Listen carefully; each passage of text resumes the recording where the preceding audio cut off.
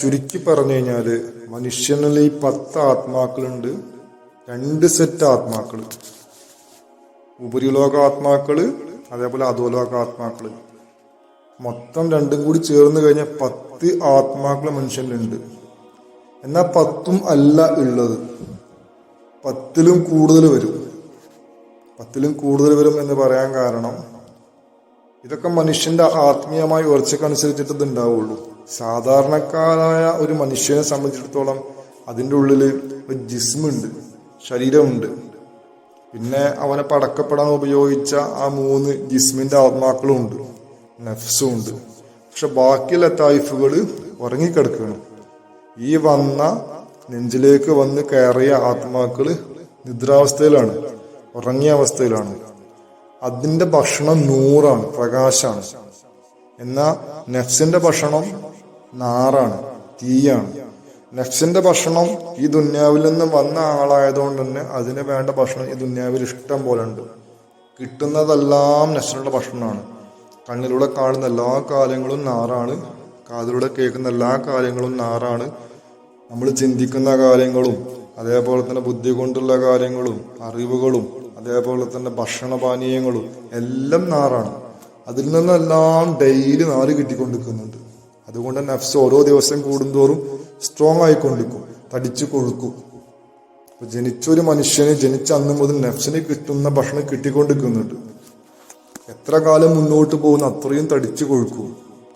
അതേസമയം അവന്റെ ഹഖീഖത്തായ റൂഹിന് ജനിച്ച അന്ന് മുതൽ ഇന്ന് വരെയായിട്ട് ഒരു ഭക്ഷണം കിട്ടിയിട്ടില്ല. കാരണം അതിനുള്ള 100 ഇരിക്കുന്നത് കാമിലായ ഷെയ്ഖിന്റെ കയ്യിലാണ്. ആ ഷെയ്ഖിന്റെ കയ്യിൽ നിന്നും വാങ്ങുന്ന ഭക്ഷണം 100, ആ 100 അതിന് കിട്ടുക. പക്ഷെ അതൊരിക്കലും ആ കാമിലായ മനുഷ്യനെ കണ്ടുമുട്ടാതെ അതിന് ലഭിക്കുന്നില്ല. പിന്നെ ഖുറാനിലും നിസ്കാരത്തിലും നോമ്പിലും ഹജ്ജിലൊക്കെ 100 ഉണ്ട്. പക്ഷെ ആ 100 നമ്മളെ കൽബിന് കിട്ടുന്നില്ല. കാരണം കൽബ് അടക്കപ്പെട്ടിരിക്കുകയാണ്. കൽബിനെ ഷെയ്ത്താൻ, ഞാൻ പറഞ്ഞല്ലോ, ഷെയ്ത്താന് കൽബിന് ചുറ്റും എന്താക്കിയിട്ടുണ്ട്, വലിയൊരു മറ കൊണ്ടുവന്നിട്ടുണ്ട്, 1,80,000 മറ. ഈ മറകൾ തകർത്തുകൊണ്ട് അതിലേക്ക് 100ന് പ്രവേശിക്കാൻ സാധിക്കൂല. അതിനു വേണ്ടിയിട്ടാണ് ഷെയ്ത്താൻ അങ്ങനെ ചെയ്തു വെച്ചിട്ടുള്ളത്. അപ്പൊ ഇതിന് പ്രവേശിക്കാൻ സാധിക്കണം എന്നുണ്ടെങ്കിൽ ഈ 1,80,000 മറകളും പൊട്ടിക്കണം. ആ പൊട്ടിച്ചുകൊണ്ട് അതിലേക്ക് ദിക്ർ ഫിറ്റ് ചെയ്യണം. ആ ദിക്ർ അള്ളാഹു എന്നുള്ള ദിക്റാണ്. അള്ളാഹു എന്നുള്ള ദിക്ർ ആ കൽബിലേക്ക് ചെന്ന് ചേർന്ന് കഴിഞ്ഞാൽ അള്ളാഹു 100 സമാവാത്തി പോൽ അറുള്, അള്ളാഹു ആകാശലോകങ്ങളെ 100ആണ്, പ്രകാശമാണ്. അങ്ങനെയാണെങ്കിൽ അതിൽപ്പെട്ടൊരു കൽബും അതിൽ പ്രകാശത്തിന്റെ ഭാഗമാവണം എന്നുണ്ടെങ്കിൽ അള്ളാഹു എന്നുള്ള നാം അതിലേക്കും കയറണം. അത് കയറ്റുന്ന ആള് തന്നെ കയറ്റണം. അതിന് അധികാരമുള്ള ആള്, ജാസിയത്തുള്ള ആള്, അദ്ദേഹം കയറ്റി കഴിഞ്ഞു കഴിഞ്ഞാല് ആ ഡോറ് തുറക്കപ്പെട്ട് കഴിഞ്ഞു കഴിഞ്ഞാൽ പിന്നെ ബാക്കിയുള്ള ഭാഗത്തും എന്താവും, അതിലേക്ക് കയറും. പിന്നെ അതിലേക്ക് 100 എന്തിൽ നിന്നും പ്രവേശിക്കാൻ സാധിക്കും. ഖുർആൻ ഓതിയ 100 പ്രവേശിക്കും, ദിക്ർ ചൊല്ലിയാൽ പ്രവേശിക്കും, ഖുർആൻ കേട്ടാലും പ്രവേശിക്കും. അങ്ങനെ ബാക്കിയുള്ള ശരീഅത്ത് പറഞ്ഞ എല്ലാ അമലുകളിലൂടെയും 100 പ്രവേശിക്കും. അതല്ല കൽബ് തുറക്കപ്പെട്ടിട്ടില്ല എങ്കിലോ അതിലേക്ക് 100 പ്രവേശിക്കുന്നില്ല. 100 നമ്മൾ ഒരു ഇബാദത്ത് ചെയ്യുന്ന സമയത്ത് ഉണ്ടാവുന്ന അതേപോലെ വേസ്റ്റായി പോവുകയാണ്. അതുകൊണ്ട് ശറഅ് ചെയ്യണം. ശറഅ് ചെയ്യുമ്പോഴാണ് നമുക്ക് എന്ത് ചെയ്യാൻ പറ്റുള്ളൂ, ഈ പറഞ്ഞ 100 പ്രവേശിപ്പിക്കാൻ പറ്റുള്ളൂ. അതിനുള്ള വഴി നമ്മൾ കിതാബ് വായിച്ചതുകൊണ്ടോ അല്ലെങ്കിൽ നമ്മൾ എന്ത് ചെയ്തുകൊണ്ടോ ഒന്നും കിട്ടൂല. അതിരിക്കുന്നത് കാമില ഷെയ്ഖിന്റെ കയ്യിൽ മാത്രമാണ്. ഈ ഹഖീഖത്ത് ഇങ്ങനെ ആയതിന്റെ പേരിലാണ് എന്ത് റസൂലുള്ളാഹി സ്വല്ലല്ലാഹു അലൈഹി വസല്ലമക്ക് അല്ലാഹു തആല തന്നെ സ്വന്തം ചെയ്തു കൊടുത്തത്. റസൂലുള്ളാഹിന്റെ 7ാമത്തെ വയസ്സിൽ ജിബ്രീൽ അലൈഹിസ്സലാം എന്നുള്ള മലക്ക് വന്നുകൊണ്ട് റസൂലുള്ളാഹി സ്വല്ലല്ലാഹു അലൈഹി വസല്ലമയുടെ നെഞ്ച് പിളർത്തിക്കൊണ്ട് അതിലേക്ക് 100 പ്രവേശിപ്പിച്ചിട്ടുണ്ട്. അതിനാണ് നമ്മൾ റസൂലുള്ളാഹിന്റെ ഹൃദയം പുറത്തെടുത്ത് കഴുകി ശുദ്ധിയാക്കി എന്നൊക്കെ പറയുന്നത്. അല്ലാതെ ഹൃദയം ശുദ്ധിയാക്കുക എന്ന് പറഞ്ഞാൽ വെള്ളം കൊണ്ട് കഴുകലല്ല, അള്ളാഹുവിന്റെ നാമം കൊണ്ട് കഴുകലാണത്. അത് ചെയ്ത് അള്ളാഹു തആല നേരിട്ട് ചെയ്തു കൊടുത്തു. അത് 3 വട്ടം സംഭവിച്ചിട്ടുണ്ട്. അങ്ങനെ മഹാന്മാരുടെ കിതാബിൽ അത് എഴുതി വെച്ചിട്ടുണ്ട്. 3 വട്ടം അതങ്ങനെ സംഭവിച്ചിട്ടുണ്ട് എഴുതി വെച്ചിട്ടുണ്ട്. അപ്പോ റസൂലുള്ളാഹിക്ക് ആ ദിക്ർ കിട്ടിയ ആ അവസ്ഥ, ആ കൽബ് ശുദ്ധിയാക്കിയ ആ പ്രോസസ്സ് റസൂലുള്ളാഹിക്ക് പോലും അള്ളാഹു ചെയ്തു കൊടുത്തിട്ടുണ്ട്. അതിന് പറയുന്ന പേരാണ് ശറഅ് എന്നുള്ളത്. പിന്നെ അതിനെ കുറിച്ചിട്ടാണ് ഖുർആനിൽ പറഞ്ഞത് അള്ളാഹു തആല. അലം നസ്രയിലൊക്കെ സുതറക്ക് വവളന അൻക വിസറക്കലി അൻകലോറക്ക് വറഫാനലൊക്കെ ദിക്കറക്ക് എന്നുള്ളത്. അവിടെ അലൻ നസ്രഹിലൊക്കെ സുതറക്ക് എന്ന് പറഞ്ഞാൽ ഇതിന്റെ അർത്ഥം അള്ളാഹു തആല താങ്കൾ നെഞ്ചിലേക്ക് അള്ളാഹുവിന്റെ നാമമായ അള്ളാഹു എന്ന നാമം കയറ്റി തന്നില്ലയോ, അങ്ങനെ ആ കൽബ് എന്താക്കി അതിന്റെ പൂട്ട് തുറക്കപ്പെട്ട് വിശാലമാക്കി തന്നില്ലയോ, അതിനുള്ളിലുള്ള ആത്മാക്കളെ നെഞ്ചിലേക്ക് അതിൻ്റെതായ സ്ഥാനങ്ങളിലേക്ക് എത്തിച്ചു തന്നില്ലയോ, അങ്ങനെ ആത്മീയതയിലേക്ക് പോകാനുള്ള വഴി തുറക്കപ്പെട്ട് തന്നില്ലയോ എന്നാണ് റസൂലുള്ളാഹിനോട് പറയുന്നത്. റസൂലുള്ളാഹിന്റെ യാത്ര അവിടെ വെച്ച് ആരംഭിച്ചു.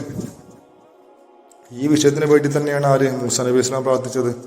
മൂസാ നബി അലൈഹി ഇസ്ലാമിനെ അള്ളാഹു തആല പ്രവാചകനാക്കി ദൗത്യം ഏൽപ്പിച്ച സമയത്ത് അദ്ദേഹം പ്രാർത്ഥിച്ചത് എന്താണ്? റബ്ബി ഇശ്റഹ് ലി സ്വദ്രി എന്ന് പറഞ്ഞിട്ടുണ്ട്. അവിടെയും ഷെറാസൂർ ചെയ്യാൻ വേണ്ടിയാണ് പറഞ്ഞത്. അള്ളാഹു തആലയോട് പറഞ്ഞ വിഷയം അതാണ്. പക്ഷെ നമ്മളതിന് അർത്ഥം കൊടുക്കുമ്പോൾ ഷെറാസൂർ എന്ന് പറയുമ്പോൾ നെഞ്ചി വിശാലമാക്കുക എന്ന് പറഞ്ഞാൽ വേറെന്തോ സംഗതി വിചാരിച്ചിരിക്കുകയാണ്. ഈ ആത്മീയത ഇതിനാണ് ഈ പേര് പറയുന്നത്.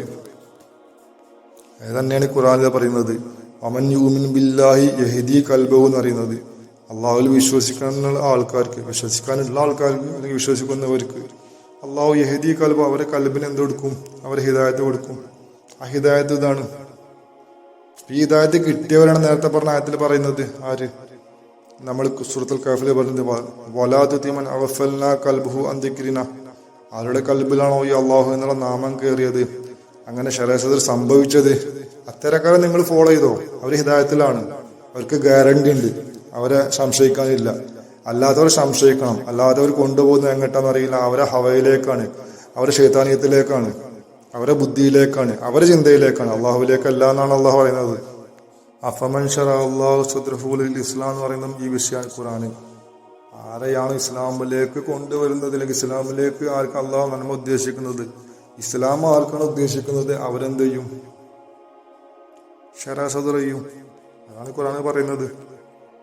അഫമൻ ശറഅ സദ്റഹു ലിൽ ഇസ്ലാം, ഇസ്ലാമിലേക്ക് വരണമെങ്കിലും ഈ സാധനം കിട്ടണം, ശറഅ സദ്ർ കിട്ടണം. ശറഅ സദ്ർ ചെയ്തു കൊടുക്കുന്ന അള്ളാഹു തആല അയാൾക്ക് ഇസ്ലാം കൊടുക്കാൻ വേണ്ടിയിട്ടാണ്. ഇസ്ലാം കൊടുക്കുന്നതിന് മുമ്പായിട്ട് അള്ളാഹു തആല ചെയ്യുന്ന പരിപാടി എന്താണ്? അവന്റെ ശറഅ സദ്ർ ചെയ്തു കൊടുക്കും.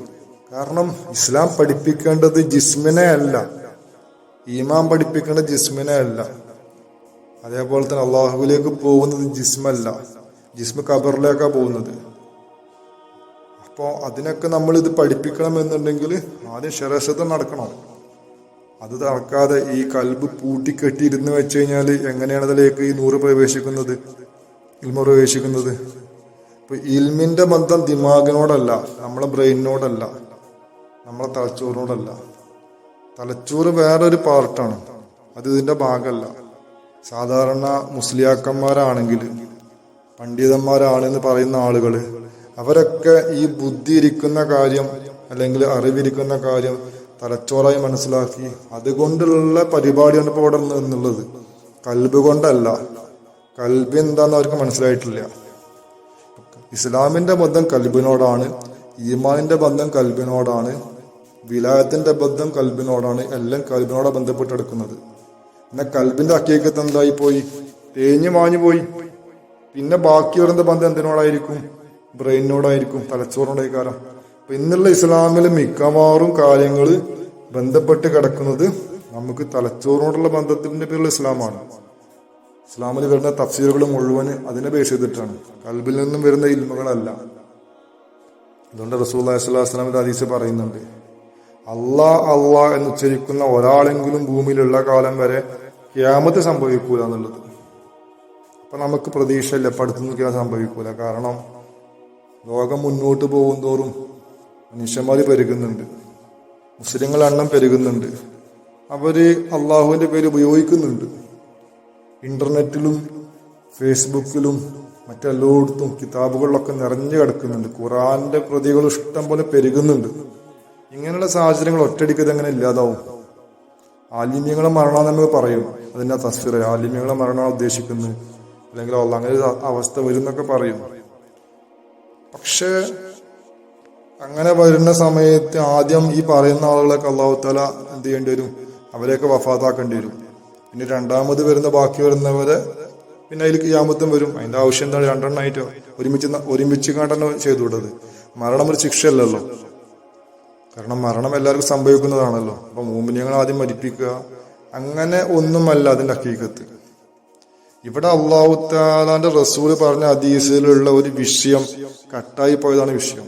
മശായിഖന്മാര് പറഞ്ഞിട്ടുണ്ട്, ശരിക്കുള്ള അറിവുള്ള മശായിഖന്മാര്, ഈ ഹദീസിലുള്ള ഒരു വാക്ക് അതിൽ നിന്ന് വിട്ടുപോയതാണ് വിഷയം.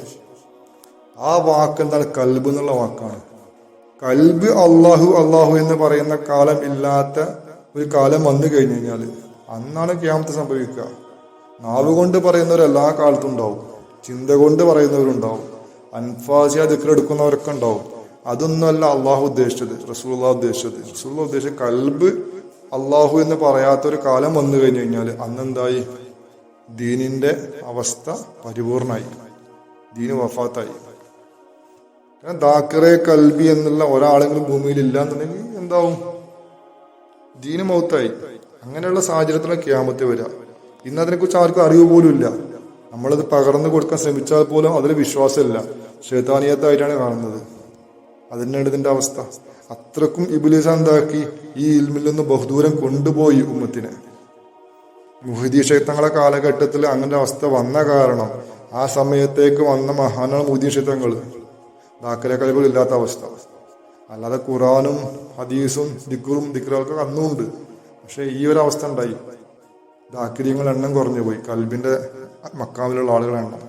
അങ്ങനെ മുഹ്ദിയ ശൈത്തങ്ങൾ വന്നുകൊണ്ട് വീണ്ടും ദീനെ ഹയാത്താക്കി. ദീനെ ഹയാത്താക്കൽ എങ്ങനെ ഉണ്ടായത്? കൽബിൽ ദിക്റ് ഉള്ള ആളുകളെ എണ്ണം കൂടുതലാക്കി, അവരെണ്ണം പെരുപ്പിച്ച്.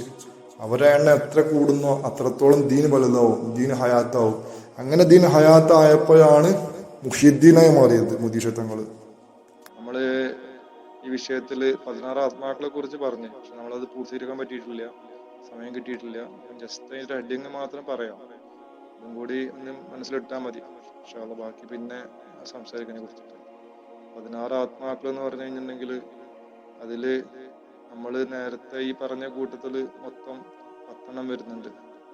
അത് കൂടാതെ പിന്നെ ഉപാത്മാക്കള് വരുന്നുണ്ട്. നഫ്സിന് 4, കൽബിന് 3, റൂഹിന് 2. ഇവയെല്ലാം കൂടി കൂട്ടിക്കഴിഞ്ഞു കഴിഞ്ഞാല് ഏകദേശം 16 ആവും. ആ 16 ഉൾക്കൊള്ളുന്ന വീടാണ് ജിസ്മ്, ശരീരം.